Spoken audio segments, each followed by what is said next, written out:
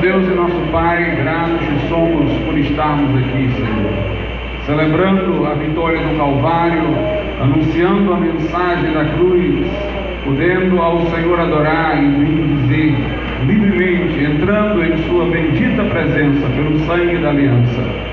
Nesse momento, Senhor, fala conosco através de tua palavra, por meio de teu Espírito. Chama-nos, ó Deus, a ti mesmo. Traz vidas ao arrependimento, à fé salvífica, meu Pai, para que tenha um novo coração, perdão de pecados, novidade de vida, certeza do céu. Fala nessa noite, em nome de Jesus nós te pedimos. Amém. Vamos abrir as nossas Bíblias na carta que escreveu o apóstolo Paulo aos Gálatas, capítulo 6, versículo de número 14. Aos Gálatas 6, verso 14.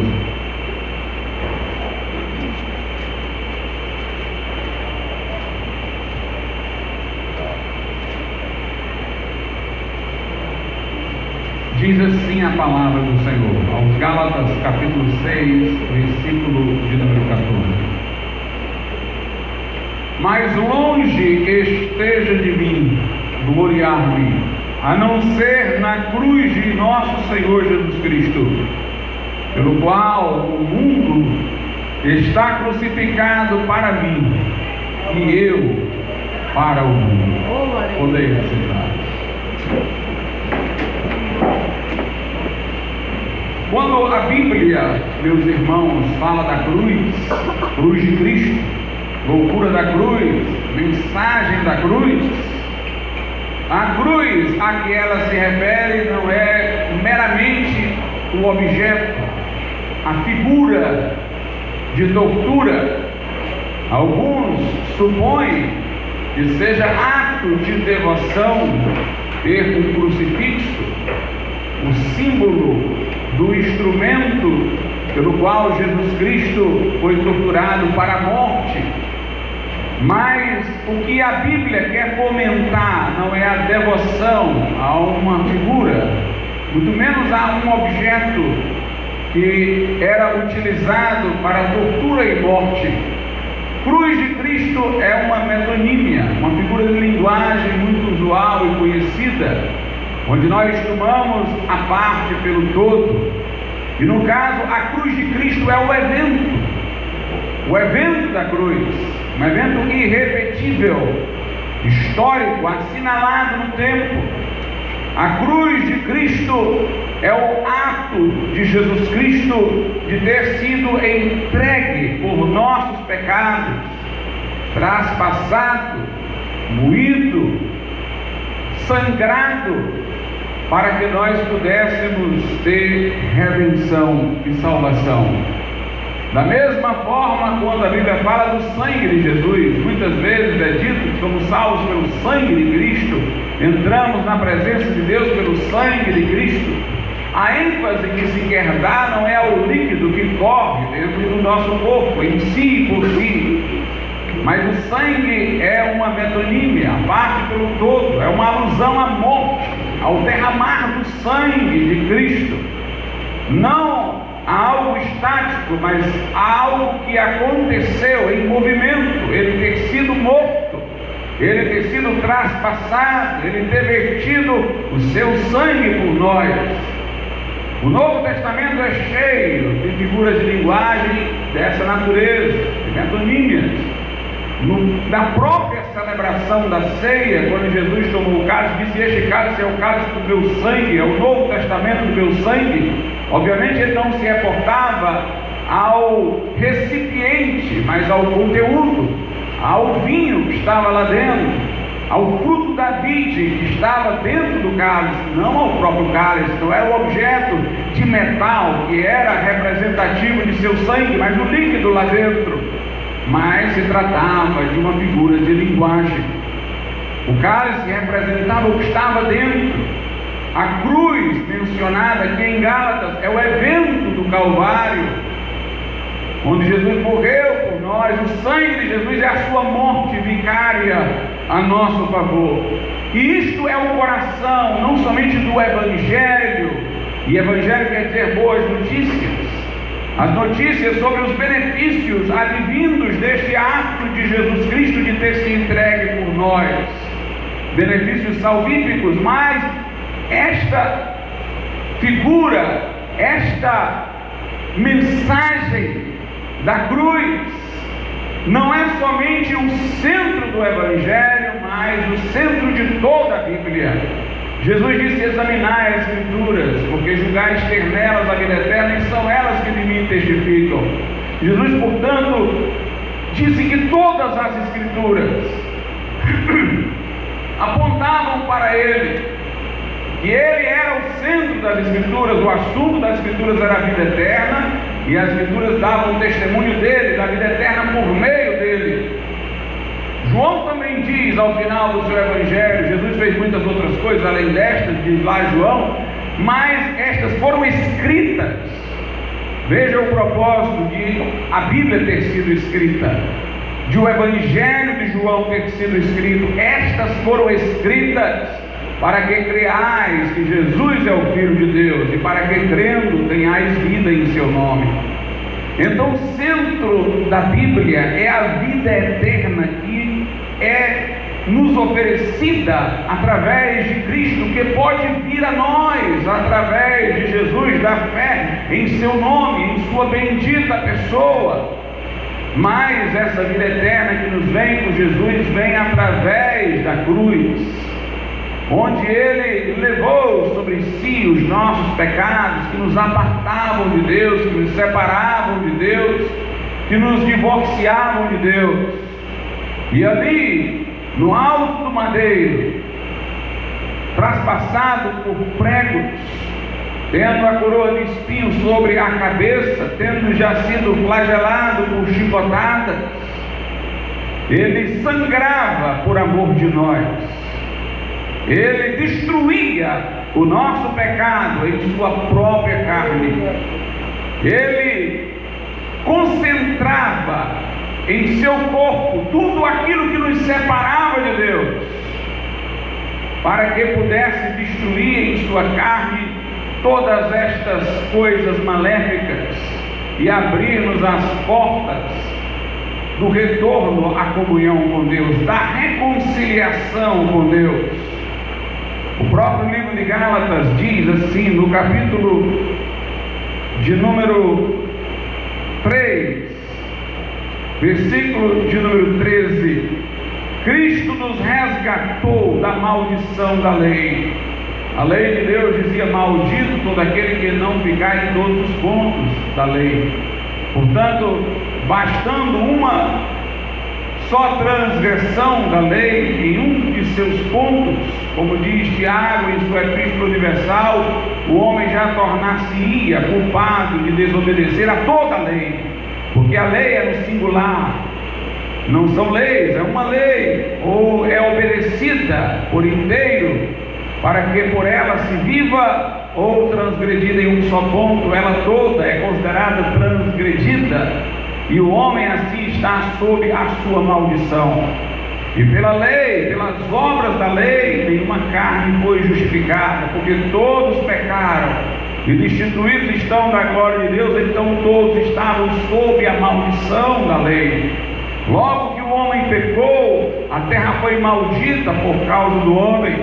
O homem adâmico, todos nós, a humanidade em Adão estava sob maldição e por isso destinada à morte física e espiritual. Mas aqui diz no verso 13: Cristo nos resgatou da maldição da lei, fazendo-se maldição por nós, porque está escrito: maldito todo aquele que for pendurado no madeiro. Já no velho pacto se tinha o pré-anúncio de que o que estivesse no madeiro seria maldito. E Jesus, embora não tivesse pecado, sobre ele dissera ao Pai: este é meu filho amado em quem me comprazo. Livremente tomou sobre si o nosso fardo, fez-se maldição por nós naquela cruz, foi maldito não por algo que fez, mas por aquilo que fizemos, para que nós pudéssemos ter a bênção da salvação. Então Paulo aqui diz: longe de mim gloriar-me a não ser na cruz de Cristo. Ele não se gloriava de obras que pudesse ter feito, que tivessem merecido a salvação, porque ele sabia que a lei reivindicava a perfeição e nenhum homem atender a este padrão senão ao próprio Cristo.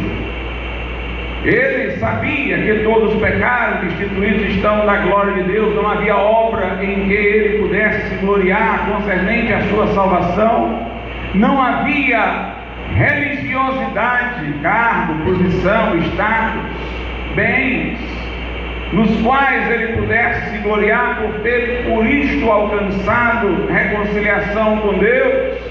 Ele reconhecera que o único caminho de volta para Deus que ele encontrara por fé era a cruz de Cristo. Então Paulo diz: longe esteja de mim gloriar-me a não ser na cruz de Cristo. É interessante, meus irmãos,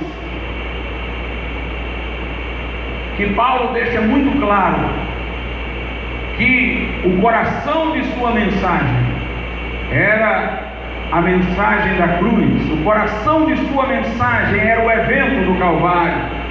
Nós já temos lido sobre isso em cultos dominicais passados, mas em 1 aos Coríntios, podemos ler de novo no capítulo 1, no capítulo 2, primeiramente, no verso 2, onde ele diz: porque nada me propus saber entre vós, senão a Jesus Cristo e este crucificado. Paulo diz que não tem outra mensagem a não ser esta: Cristo e este crucificado.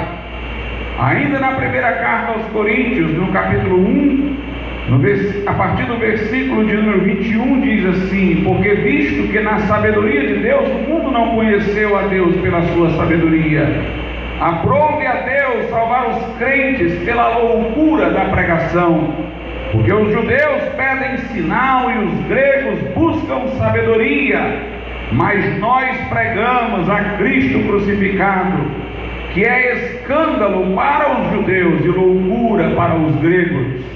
Mas para os que são chamados, tanto judeus como gregos, lhes pregamos a Cristo, poder de Deus e sabedoria de Deus. Paulo diz que os homens, em suas especulações, em sua sabedoria, em suas filosofias, os homens não atingiram este plano de Deus, não o conceberam, não o imaginaram, não cogitaram que pudesse ser esse o plano redentor de Deus para os homens. Na sua sabedoria, os homens não conheceram a sabedoria de Deus, e aprove a Deus salvar os crentes pela loucura da pregação. Aquilo que nós pregamos não é alcançável pela sabedoria humana, só pode nos vir por revelação, pela Escritura Sagrada. Por isso que na carta de Paulo aos Romanos, no capítulo 1, Paulo diz assim: porque a justiça de Deus se revela no Evangelho de fé em fé, como está escrito: o justo viverá pela fé. Foi o versículo que levou o Martinho Lutero à conversão. Veja o que está dizendo esse versículo: que há uma justiça de Deus que não é alcançável pelos nossos raciocínios, mas ela se revela no Evangelho. Porque a justiça de Deus se revela no Evangelho. De fé em fé, como está escrito: o justo viverá pela fé. A justiça que os filósofos imaginaram foi a justiça retributiva, a pena para o castigo, uma justiça social, dá a cada um segundo suas necessidades, uma justiça distributiva, dá cargos de acordo com a competência, dá prêmios de acordo com o mérito. Essas são as concepções de justiça que nós conhecemos, a que chegamos pelas nossas especulações, pelo nosso raciocínio, e ela tem o seu lugar na ordem natural das coisas. Mas a justiça do Evangelho é diferente. porque não é a justiça que retribui, mas é a justiça graciosa, é a justiça que justifica, com base na obra substituta de Jesus lá na cruz, onde Ele morreu em nosso lugar, levou os nossos pecados. Deus agora pode absolver-nos de castigo e muito mais, pode atribuir-nos como se fosse nossa a vida reta de Jesus enquanto homem. Assim como nossos pecados, nossa vida iníqua foram lançadas na conta de Jesus, a vida reta dele pode ser atribuída, contabilizada a favor dos que creem, como se eles a tivessem vivido. É o que nós chamamos de justificação. Deus justifica, absolve no seu tribunal, declara justo o pecador contrito. É um paradoxo, declara justo um pecador que se arrependeu, creu, se refugiou em Jesus, nos considera como obedientes, não uma obediência que seja nossa, mas uma obediência alheia à de Cristo, assim como Ele considerou Cristo pelos nossos pecados, embora Cristo não tivesse praticado nenhum pecado.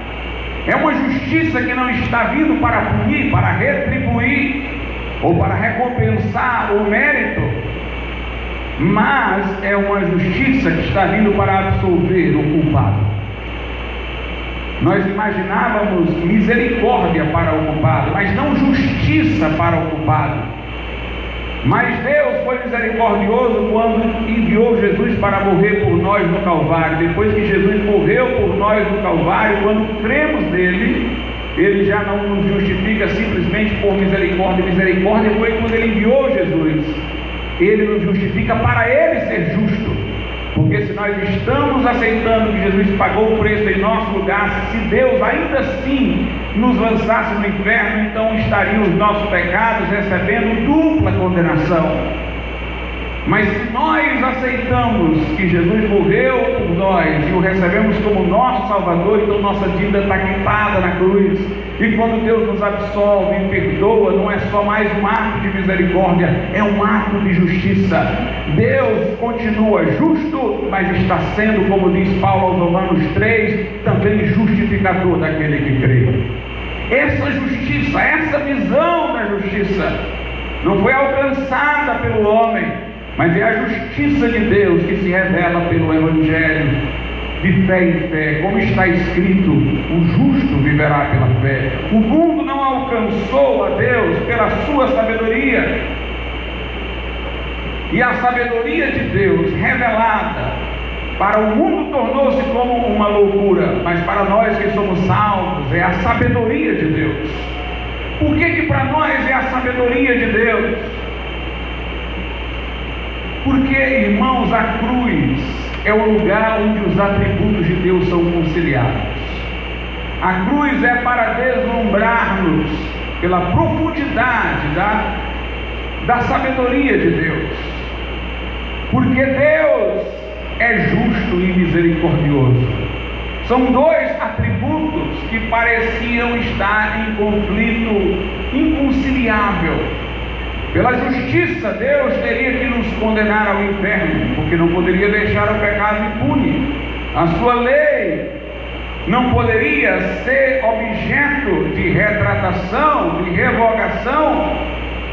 Por outro lado, queria ser para conosco misericordioso.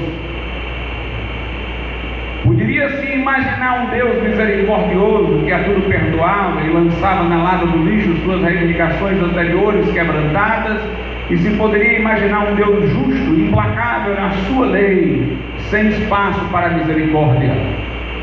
Mas lá na cruz, a justiça de Deus é satisfeita, porque o pecado não fica impune. Porque a lei não é revogada, mas suas exigências são satisfeitas. Há a punição, há o castigo para o pecado, mas não em nós, e sim naquele que tomou a posição de nosso substituto. Ali as reivindicações da lei são satisfeitas, a justiça de Deus é satisfeita, para que agora, por sua misericórdia, Ele possa nos oferecer perdão, sem que nisso seja injusto, sem que nisso tenha sido infiel à sua própria lei. Por isso, para nós, a cruz é sabedoria, porque, como disse o profeta no Velho Testamento, ali justiça e paz se abraçaram. Por isso que a Bíblia diz que através do sangue de Jesus, quando agora confessamos a Deus os nossos pecados, Ele é fiel e justo. Note as duas coisas. Ele é fiel porque fiel às promessas misericordiosas de nos perdoar. Mas quando Ele nos perdoa, não somente Ele está sendo fiel às promessas de misericórdia, Ele está sendo justo em nos perdoar. Porque, irmãos, o nosso pecado pelo qual estamos pedindo perdão foi pago no Calvário. Ele é fiel e justo, diz João na sua primeira epístola, capítulo 1, para nos perdoar os pecados e nos purificar de toda injustiça. Paulo diz em Romanos 3, eu já citei, que tendo lá Deus demonstrado a sua justiça na cruz, Ele agora é justo e justificador daquele que tem fé em Jesus. Por isso, para nós que somos salvos, a cruz é a sabedoria de Deus e o poder de Deus. Os judeus pediam um sinal, os judeus queriam ver manifestação de onipotência de Deus. Os judeus queriam ver o monte fumegar, como aquele monte onde Moisés subiu para receber as tábuas. Queriam ver o mar vermelho se abrir, queriam ver muralhas de Jericó caírem, queriam ver um grande livramento da nação de Israel do jugo romano. Os judeus pediam um sinal, tinham a expectativa disso. Os gregos pediam sabedoria, alguma coisa que eles pudessem constatar que a razão natural alcançaria. Mas Paulo diz: nós não satisfazemos nem as ânsias do judeu nem do grego, nós pregamos a Cristo crucificado. Escândalo para os judeus queriam poder, e nós mostramos poder escondido na fraqueza. Lá naquela cruz, onde as pessoas diziam: se tu és o Filho de Deus, desce daí, salva nós e a ti mesmo e tal. Lá naquela cruz, Jesus manifestava força, porque Ele podia a qualquer momento descer da cruz e fazer o que quisesse. Ele disse: se eu quisesse, chamaria uma legião de anjos. Ele disse a Pilatos: nenhuma autoridade tu teria sobre mim se do alto não viesse. Mas Ele teve o poder da resignação por amor de nós, para ficar no lugar de onde poderia sair. Ali foi uma demonstração de força, enquanto que aos homens parecia fraqueza. Mas é como diz Paulo: Deus escolhe as coisas que são, ou melhor, as coisas que não são, para confundir as que são. Escolhe as coisas loucas para confundir as sábias. Deus escondeu força na fraqueza, para que a força não fosse descoberta pelos olhos, mas pela fé, que discerne o propósito de Deus nas coisas. Onde o homem viu loucura, os crentes agora podem ver sabedoria. Onde os homens viram fraqueza, o crente pode ver o poder de Deus. Paulo diz: nós pregamos a Cristo crucificado, escândalo para os judeus e loucura para os gregos. O temor de Paulo era que os homens se afastassem dessa simples mensagem, buscando acrescentar algo a ela, melhorá-la para torná-la mais palatável para o homem secular. Na segunda carta aos Coríntios, também já comentamos sobre isso em cultos recentes. Na segunda carta aos Coríntios, no capítulo de número 11, Paulo diz no versículo 2 aos Coríntios,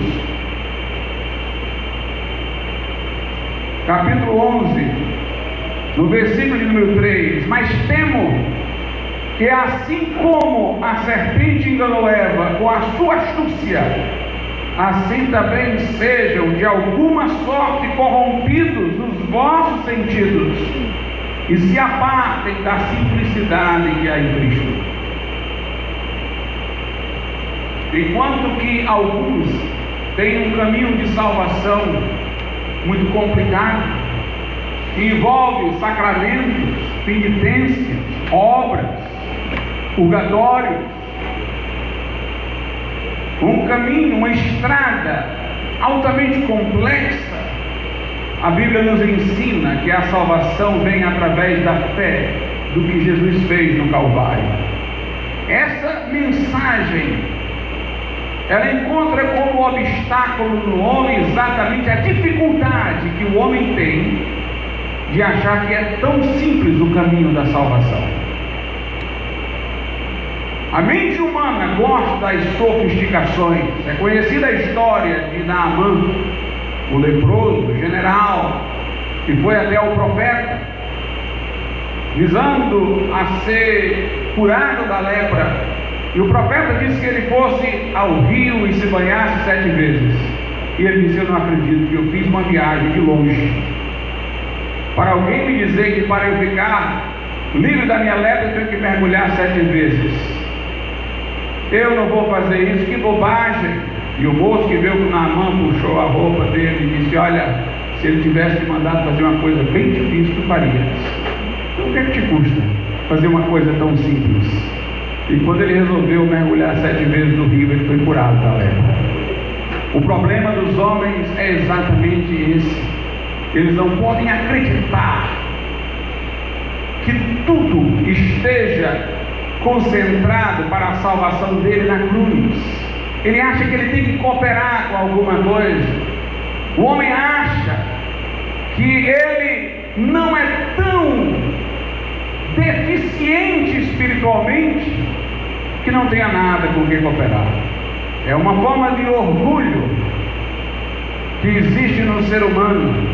Como as pessoas, quando estão limitadas, elas não gostam muito que os outros as ajudem. Isso é até em parte bom para o caminho natural das coisas. Isso as ajuda a se emanciparem das suas limitações. Mas a gente nota que o ser humano, ele sempre quer contribuir com alguma coisa. Para atos da vida comum, isso pode ter o seu valor. Mas para a nossa salvação, a Bíblia diz que nós não podemos ajudar. Que até as nossas justiças são trapos da imundícia. Que não há em nós bem algum. E a Bíblia diz: olhe para a cruz, olhe para o Calvário, confie com a fé de uma criança naquilo que Jesus fez na cruz por você. Se lance aos braços de Jesus Cristo, apostando tudo de sua vida no fato de que Ele vai transformá-la e absolver você de culpa. Essa é a mensagem da Escritura Sagrada, a simples fé. A Bíblia diz que como a serpente foi levantada no deserto, a serpente de bronze, por Moisés, em cima de uma haste, assim também importava que o Filho do Homem fosse levantado no madeiro, na cruz, para que todo que nele crê não pereça, mas tenha a vida eterna. Isso está lá em João capítulo 3. Agora lembre-se, o que foi que aconteceu no deserto à época de Moisés? Os judeus ali, teimosos, rebeldes, cheios de palavras contra Deus, foram punidos. Serpentes abrasadoras do deserto picaram aquelas pessoas que estavam murmurando. E quando o veneno da serpente entrava, elas ficavam sem forças, como que paralisadas. Elas caíam por terra, perdiam toda a capacidade de movimento físico, e isso durava até o momento de elas morrerem. Mas aí Deus disse a Moisés que fizesse uma serpente de bronze e pusesse sobre uma haste, e quem olhasse para a serpente era curado. Na verdade, Deus queria saber se aquele povo estava arrependido do que dissera. Mas aquele povo não tinha como mostrar arrependimento fazendo nada, porque eles estavam totalmente incapacitados para qualquer coisa por causa do veneno das serpentes. Não podiam nem se movimentar fisicamente. A única coisa que eles podiam era virar os olhos. E aí, quando eles olhavam para a serpente de bronze que Moisés fizera, eles eram curados. Assim estamos nós, totalmente incapacitados para qualquer coisa. E o que podemos fazer é crer, é olhar para a cruz, é olhar para o Calvário, é olhar para o que Jesus Cristo fez lá, é confiar nossas vidas à obra realizada na cruz do Calvário. Paulo, irmãos, não negociava essa mensagem. Na carta aos Gálatas, Paulo deparou-se com uma congregação na qual muitos que o tinham ouvido agora estavam se deixando levar por uma doutrina estranha que asseverava que, além da fé em Jesus Cristo, aquelas pessoas tinham que cumprir alguma cerimônia, como a circuncisão judaica, ou elas teriam que praticar algumas obras para agregar a sua fé, de maneira que pudessem ser salvas, e que meramente a fé em Jesus não era suficiente para a salvação. Esses pregadores queriam dividir a obra da salvação entre o que Jesus fez na cruz e alguma diligência religiosa do ser humano. E Paulo diz assim no capítulo 3 da carta aos Gálatas, versículo 1: Ó insensatos Gálatas, quem vos fascinou para não obedecerdes à verdade, a vós, perante os olhos de quem Jesus Cristo foi evidenciado, crucificado entre vós? Paulo lembra o que lhes pregou. Paulo disse que quando ele lhes pregou a Cristo, era como se ele tivesse dado evidências do Cristo crucificado. É como se ele tivesse posto o fato do que acontecera na cruz diante dos olhos deles. E Paulo diz: quem vos fascinou para achar que o que Jesus fez não é suficiente, para ir atrás de outra coisa? Paulo é tão radical, irmãos, que esses que chegaram lá na Galácia, pregando essa outra mensagem diferente da dele, não negavam que Jesus tinha morrido na cruz, ou tinha morrido na cruz por nós. Eles assentiam a isso, eles diziam que isso era verdade. Eles diziam apenas que isso não era bastante, que tinha que se circuncidar, como alguém que fosse dizer: você tem que fazer determinado sacramento, participar de determinado sacramento como condição de salvação. Eles diziam: Jesus fez o que era necessário para a nossa salvação, mas não é suficiente, você tem que praticar algumas obras para merecer a salvação. Só o que vemos hoje são pregações desse tipo, mas quando isso chegou na Galácia, Paulo não teve isso como pouca coisa. Talvez aos olhos de uma pessoa que desconhece o Evangelho, isso seja alguma coisa ínfima. Qual é a diferença entre dizer que Jesus salva pelo que fez na cruz e o que ele salva pelo que ele fez na cruz, mais alguma coisinha que o homem tem que fazer? Para Paulo, essa mais uma coisinha nega todo o Evangelho. Ele é tão radical que ele diz assim, no capítulo de número 1, versículo de número 6: Maravilho-me de que tão depressa passasseis daquele que vos chamou a graça de Cristo para outro evangelho. Paulo chama um evangelho que acrescenta algo à obra de Cristo no Calvário como sendo outro evangelho. No versículo 8 ele diz: mas ainda que nós mesmos, ou um anjo do céu, vos anuncie outro evangelho, além do que já vos tenho anunciado, seja anátema. Assim como já vos dissemos, agora de novo também vos digo: se alguém vos anunciar outro evangelho, além do que já recebestes, seja anátema. Anátema quer dizer amaldiçoado. Se alguém acrescentar, mudar, é outro evangelho. Se alguém anunciar outro evangelho, é amaldiçoado. Paulo não negocia. Veja, por exemplo, no capítulo 5, que ele diz, no versículo 2: eis que eu, Paulo, vos digo, que se vos deixar de circuncidar, Cristo de nada vos aproveitará. O que Paulo está dizendo? Paulo está dizendo: irmãos, se vocês acharem que o que Jesus fez na cruz não é bastante, acharem que vocês precisam se circuncidar para serem salvos, se vocês aceitarem essa mensagem de que precisam da circuncisão para a salvação, se vocês aceitarem esta mensagem e se circuncidarem, então a fé que vocês têm em Cristo não adianta de nada, não vai aproveitar nada, vocês estão condenados. Ter crido em Cristo e buscado alguma coisa a mais que Cristo para a salvação torna a fé em Jesus inútil. Ou se confia nele inteiramente ou não. No versículo 4 ele diz: separado estáis de Cristo, vós os que vos justificais pela lei, da graça tendes caído. Paulo diz: aqueles que ouviram a mensagem da graça, declinaram da mensagem, recuaram do que ouviram. Se agora estão achando que precisam da lei para a salvação, que precisam de suas obras para a salvação, portanto não há negociação, não há meio termo. É preciso confiar única e exclusivamente na pessoa de Jesus para a nossa salvação. Alguém talvez diga à altura dessa mensagem o seguinte: pastor, você está falando aí da cruz, da cruz, da cruz, da cruz, mas Jesus não ressuscitou.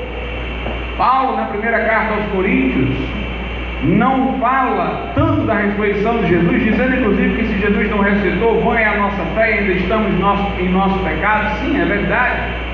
Mas na Bíblia a ressurreição está ligada à crucificação.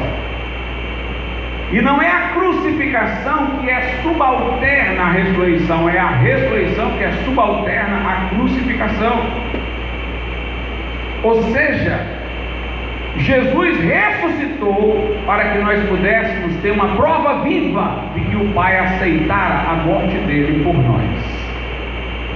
De acordo com a Bíblia, foi por causa que Deus aceitou o que Jesus fez na cruz, que ele ressuscitou ao terceiro dia. Por isso que lá em Hebreus a Bíblia diz o seguinte: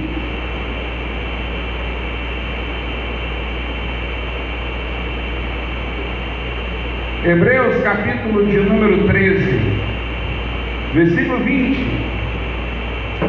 Ora, o Deus de paz, ou seja, o Deus da reconciliação, Deus que se reconciliou conosco, que pelo sangue da aliança eterna tornou a trazer dos mortos nosso Senhor Jesus, grande pastor das ovelhas.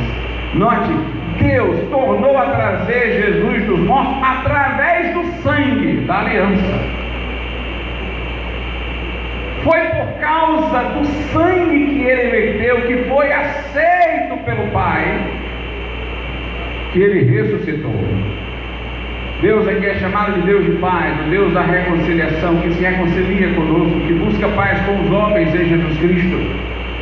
O sangue é da aliança eterna, um pacto eterno, e é dito que Jesus foi trazido dentre os mortos através do sangue da aliança, em confirmação ao que foi feito na cruz.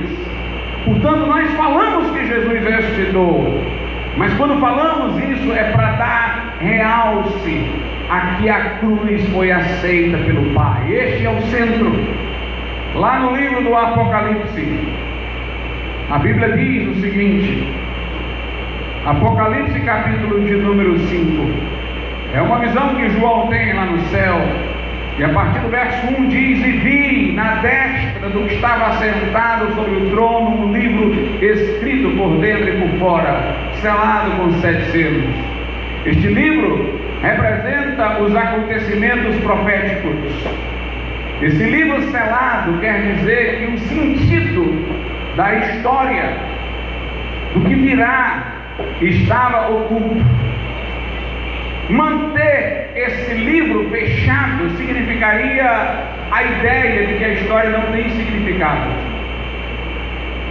que a história não caminha para um propósito. Por isso houve um anseio de que o livro fosse aberto.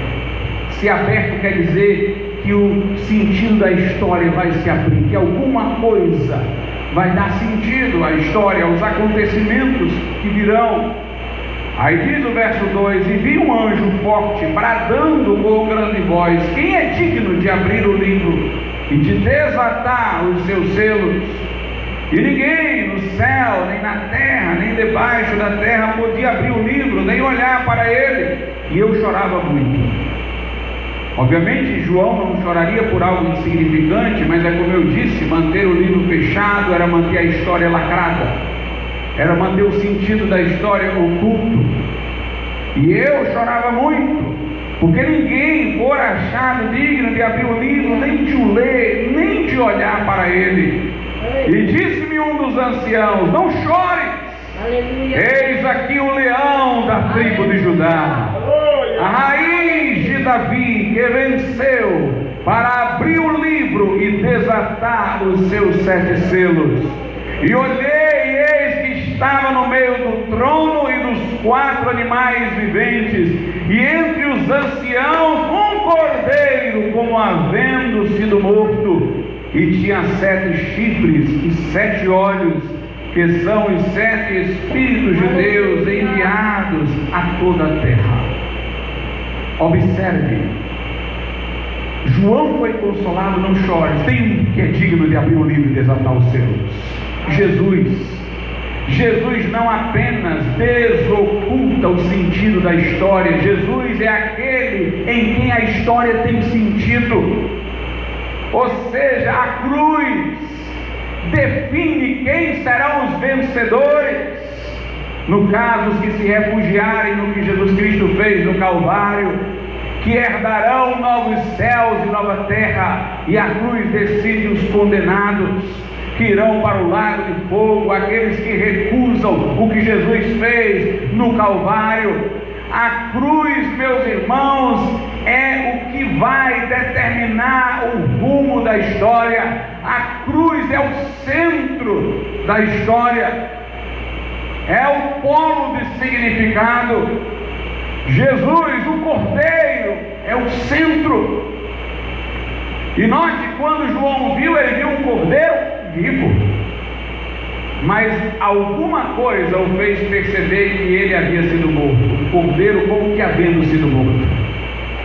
Quando nós ressuscitarmos, nós não traremos nossas cicatrizes e deficiências que o nosso corpo porta nessa vida, mas Jesus, quando ressuscitou, manteve as marcas da cruz. Sabe por quê, irmãos? Porque essas marcas não são deficiências dele, são sinais de vitória. E são essas marcas que nos fazem olhar para ele mesmo ressuscitado e sabemos que aquele ressuscitado é o mesmo que foi morto. Ele continua querendo ser identificado pelas marcas da cruz. Quando ele vier ao final da grande tribulação e os judeus o virem, a Bíblia diz que os judeus verão aquele a quem traspassaram, o reconhecerão pelas marcas da cruz. Ele quer ser lembrado pela igreja, pelo Calvário. Por isso instituiu a ceia que hoje celebramos. Partimos o pão em memória dele, tomamos do cálice em sua memória. Nós celebramos a sua morte. Interessante que as religiões do mundo, elas festejam o nascimento de seus fundadores, festejam os grandes discursos de seus fundadores. Não há nenhum mandamento da Bíblia para celebrar o Natal, não há nenhum mandamento da Bíblia para celebrar a data de algum discurso de Jesus, mas nós temos a ceia para celebrar a morte. Para os de outras religiões, a data em que seus fundadores morreram é data de lamento. Para nós, Jesus ordenou-nos celebrar com alegria a sua morte na cruz, como uma vitória consumada. Uma vitória consumada. Sua morte não é lamento, sua morte abriu os céus, sua morte rasgou o véu, sua morte rasgou o escrito da dívida que era contra nós, sua morte expôs os demônios à vergonha, sua morte nos redimiu dos nossos pecados. Um cordeiro como que havendo sido morto. Interessante que está claramente atestada aqui a sua divindade, porque diz que havia nele, desse cordeiro, 7 chifres. 7 na Bíblia é o número da plenitude. Deus criou o mundo em 7 dias. 7 é o número da coisa acabada, terminada. Chifre, na própria linguagem do Apocalipse, que se auto-esclarece, é poder, é autoridade. Ele tem 7 chifres, quer dizer, ele tem toda a autoridade no céu e na terra. Ele é onipotente, mas também é dito que ele tem 7 olhos, a tudo ver, é onisciente. Mas é dito que os 7 olhos são os 7 espíritos que percorrem toda a terra. Ele é onipresente, onipotente, onisciente, onipresente. O cordeiro que foi morto, embora homem traspassado, era também Deus. É também Deus. E o verso 7 diz: e veio e tomou o livro da destra do que estava assentado no trono. E havendo tomado o livro, os 4 animais e os 24 anciãos prostraram-se diante do Cordeiro, tendo todos eles harpas e salvas de ouro cheias de incenso, que são as orações dos santos, dos crentes, e cantavam um novo cântico, dizendo: digno és de tomar o livro e de abrir os seus selos. Note agora, porque foste morto. Ele é digno de abrir o livro e desatar os selos, não porque tem os 7 chifres, os 7 olhos, não porque simplesmente é Deus, mas porque foi morto, porque morreu naquela cruz. Aleluia! O que se ressalta aqui é a sua humanidade assumida para a nossa redenção e traspassada no Calvário, porque foste morto e com o teu sangue nos compraste para Deus de toda tribo e língua e povo e nação, e para o nosso Deus nos fizestes reis e sacerdotes, e reinaremos sobre a terra. A cruz é o centro da nossa mensagem. Em João, em Paulo, aqui em Gálatas 5, voltando lá, nós temos Paulo a dizer, Gálatas 6, desculpe-me, versículo 14, vamos voltar ao texto básico. Longe esteja de mim gloriar-me, a não ser na cruz de nosso Senhor Jesus Cristo, pelo qual o mundo está crucificado para mim e eu para o mundo. Da cruz de Cristo vem mais 2 crucificações: a minha para o mundo e a do mundo para mim. Meus irmãos, a cruz é um divisor de águas. A cruz nos separa deste mundo. Quando o crente confia no que Jesus fez na cruz e passa a ver a cruz não mais como loucura, mas como a sabedoria de Deus, ele não pode mais levar os seus pecados com leviandade. Ele sabe que por causa dos nossos pecados Jesus teve que sofrer ali. Se ele ama Jesus, ele vai agora aborrecer o pecado. Este mundo que rejeitou Jesus e o levou à cruz também não vai ser mais objeto da sua devoção. Estar com a cruz é estar contra o mundo, porque foi este mundo que rejeitou Jesus, de modo que ele fosse até a cruz. Então, se você está do lado da cruz, você está contra o mundo está contra você. Quando você aceitar esta mensagem, o mundo vai lhe reputar como um estranho, vai estranhar os seus novos valores, vai persegui-lo, mas você também não vai estar preocupado com este mundo. Por isso, quando nós descobrimos que nós somos salvos por alguém que deixou a sua glória celeste, esvaziou-se a si mesmo, tomou a forma de servo, escolheu nascer de uma família pobre, numa manjedoura, ser carpinteiro, viver entre homens simples, ter entre os discípulos pescadores e ser traspassado na cruz. Quando nós entendemos isso, e essa é a pessoa a quem mais amamos agora e servimos, a quem somos gratos por nossa salvação, então as nossas posições, os nossos status, nosso dinheiro, tudo que nesse mundo pode ser ganho já não tem mais valor. Como não teve valor para ele a sua glória que ele deixou para trás para vir nos buscar e salvar, também por ele agora não nos importa mais nada deste mundo, senão somente a ele.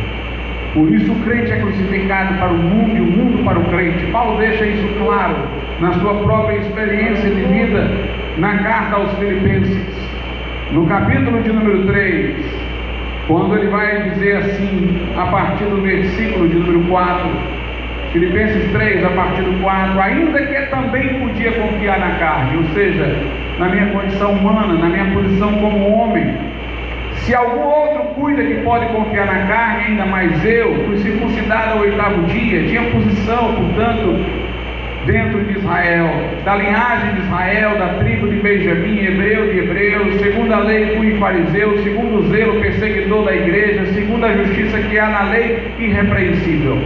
Ele tinha todas as posições, reconhecimentos nesse mundo, mas aí ele diz no verso 7, mas o que para mim era ganho, reputei o perda por Cristo, e na verdade tenho também por perda todas as coisas, pela excelência do conhecimento de Cristo Jesus, meu Senhor, pelo qual sofri a perda de todas estas coisas, e as considero como escória, para que possa ganhar a Cristo, e seja achado nele, não tendo a minha justiça própria que vem da lei, mas a que vem pela fé em Cristo, a saber, a justiça que vem de Deus pela fé. Note, Paulo diz que deixou para trás todas as suas posições, não necessariamente as abandonando em si, por si, mas por causa do Calvário ele foi perseguido e tudo que ele tinha não foi levado em conta pelos homens, e nem ele levou em conta o fato de os homens não levarem em conta, porque agora tudo o que importava para ele era Jesus. Lá na carta aos Hebreus, a Bíblia diz algo que vai nessa mesma direção. No capítulo de número 13, é uma forma mais sutil de dizer isso, mas é a mesma verdade. A partir do verso 12, aos Hebreus 13, a partir do 12. E por isso também Jesus, para santificar o povo pelo seu próprio sangue, padeceu fora da porta. Saiamos, pois, a ele fora do arraial, levando o seu vitupério, a sua vergonha, porque não temos aqui cidade permanente, mas buscamos a futura. O autor da carta está dizendo que quando Jesus foi crucificado, ele não foi crucificado dentro da cidade de Jerusalém, ele foi crucificado fora dos muros. Em Jerusalém estava todo o sistema político e todo o sistema religioso dos hebreus. Era onde estava o templo, as cerimônias, os ritos, os sacerdotes, o sinédrio. Mas Jesus morreu fora da cidade.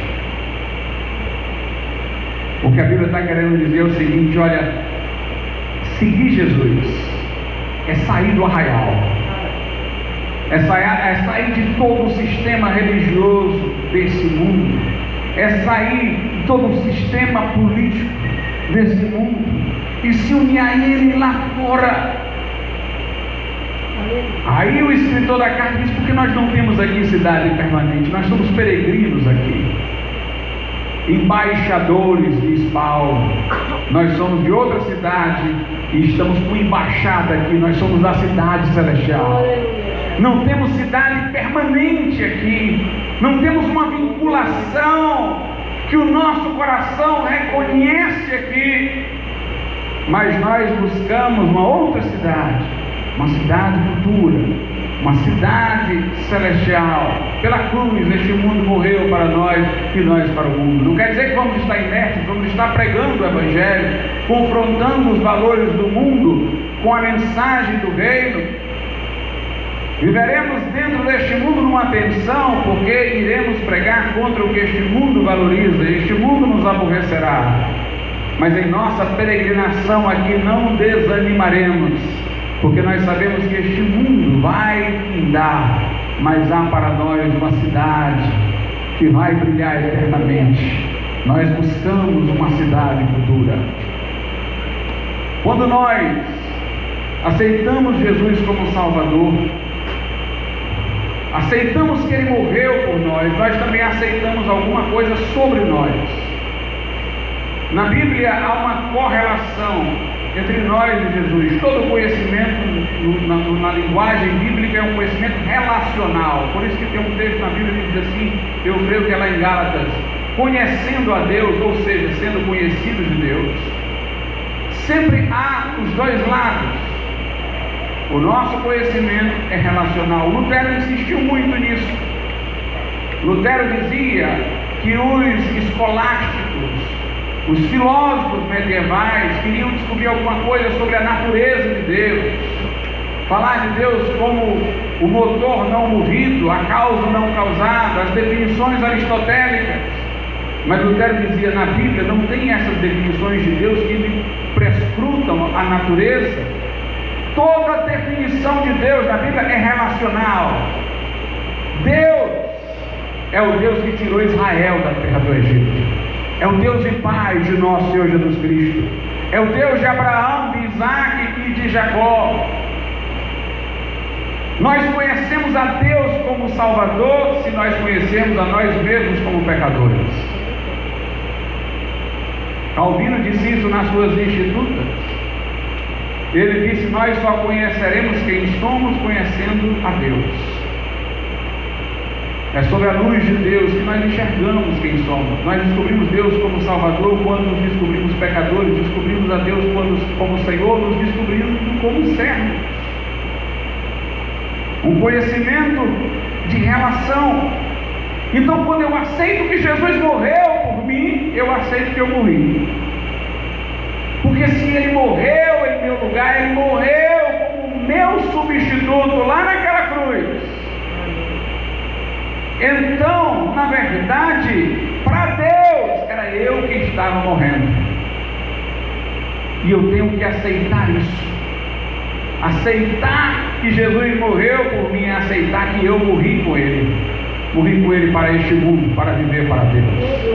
Tendo morrido, Ele morreu para este mundo aqui não está mais com Ele, nem Ele com este mundo. Ele subiu ao céu, Ele está à direita de Deus, Ele está lá com Deus. Quando na cruz nós aceitamos Jesus, também nos aceitamos mortos lá. E nos identificamos depois com Cristo ressuscitado, que vive à destra de Deus, para então vivermos para Deus. Não me basta aceitar o fato de Jesus ter morrido por mim. Eu tenho que me aceitar morto com Cristo, me aceitar morto na sua morte. Esse é o sentido da fé bíblica. Por isso que lá na carta aos Romanos, no capítulo de número 6, a Bíblia diz assim a partir do verso 8: ora, se já morremos com Cristo, cremos que também com Ele viveremos, sabendo que, tendo sido Cristo ressuscitado dentre os mortos, já não morre, e a morte não mais tem domínio sobre ele, pois quanto a ter morrido, de uma vez morreu para o pecado, mas quanto a viver, vive para Deus. Assim também vós considerai-vos certamente mortos para o pecado, mas vivos para Deus em Cristo Jesus nosso Senhor. Aleluia. Confiar em Jesus como Salvador é confiar que estamos mortos com Ele, é entregar o nosso velho homem para a cruz, para recebermos dele um novo homem, com Ele ressuscitado. Lá em 2 aos Coríntios, no capítulo de número 5, nós também lemos sobre isso nos versos 14 e 15. Nossa fé é inteligente, nossa fé deduz e conclui a partir da cruz algo sobre nós. Diz aí, ao 2 aos Coríntios 5, 14 e 15: porque o amor de Cristo nos constrange, julgando nós assim, que se um morreu por todos, logo todos morreram. E Ele morreu por todos, para que os que vivem não vivam mais para si, mas para aquele que por eles morreu e ressuscitou. Esse é o sentido do batismo nas águas, um testemunho visível de algo que aconteceu no mundo invisível. É quando nós, mergulhados, imergidos na água, nos identificamos com Cristo em sua morte, morrendo com Ele e trazido das águas, nós assumimos uma nova identidade no Cristo ressurreto. Quando nós cremos nisso, o Espírito Santo torna isso real. Quando nós nos aceitamos mortos, o Espírito Santo faz com que o velho homem morra. Quando nós nos aceitamos unidos a Cristo em sua ressurreição pela fé, o Espírito Santo de fato nos une a Cristo e faz a vida de Cristo vir a nós. Essa é a mensagem da cruz. Uma mensagem que envolve o perdão, que envolve a morte de um velho homem dissipado nas paixões desse mundo, para o surgimento de um novo homem. A cruz nos separa do passado e nos dá um novo presente, um novo futuro. A cruz nos separa do mundo e nos coloca em direção à cidade futura. A cruz nos separa da culpa e nos coloca na absolvição, no perdão e na justificação. Sem cruz você é um escravo do pecado, prisioneiro do mundo e culpado no tribunal de Deus. Com a cruz você é perdoado e lavado no sangue de Jesus. Você é uma nova criatura e dissociado deste mundo, você está na estrada que conduz ao Senhor. Vamos